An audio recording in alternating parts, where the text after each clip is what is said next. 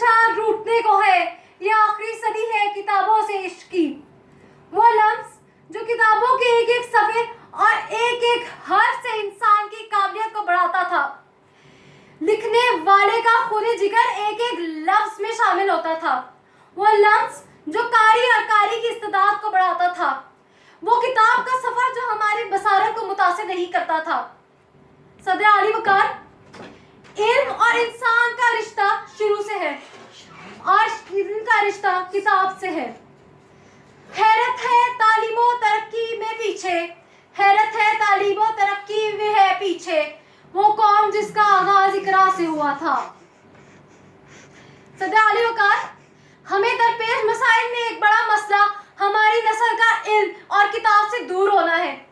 हमारा आज का नौजवान जब बरकी आला अपने हाथ में पकड़ता है और उसके अंदर इंटरनेट चलाना शुरू करता है तो हजारों नागेरी चीजें उसके पीछे लग जाती हैं। हमारा आज का नौजवान किताबों से दूर है, उन कुतुब खानों से दूर है जहाँ से उसके आबा और अजदाद ने इल्म हासिल किया।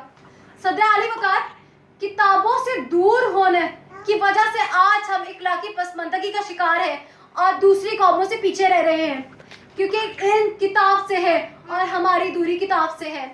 सदर आली वकार, आज हम 21वीं सदी के दहाने पे खड़े हैं, लेकिन किताबें हमारे साथ नहीं हैं।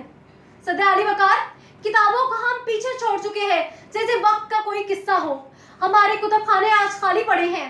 चंद तालिब इल्म एसी की ठंडी हवा खाने के लिए आते हैं और चंद मिनट या चंद घंटे गुजार कर वहां से चले जाते हैं और किताबें अपने कारीन को पुकारती रह जाती हैं, उनका इंतजार करती रह जाती हैं। सदर आली वकार, किताबों की अहमियत का अंदाजा इस बात से लगाया जा सकता है कि आज से कमोबेश 1000 साल पहले इब्ने सीना ने अपनी सारी जिंदगी तिब के लिए वक्फ कर दी और उसकी वजह एक किताब थी। हमारा कुरान मजीद, हमारी मुकद्दस किताब हमें एक किताब की सूरत में मिली।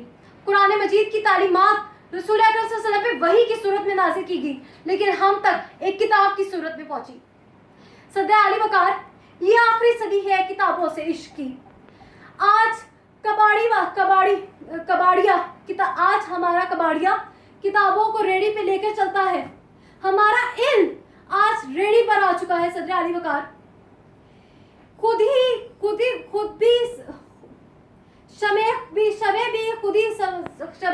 ही जलाई, खुद ही हवा हुई है।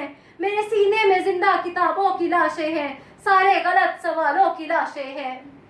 ये आखिरी सदी है किताबों से इश्क की।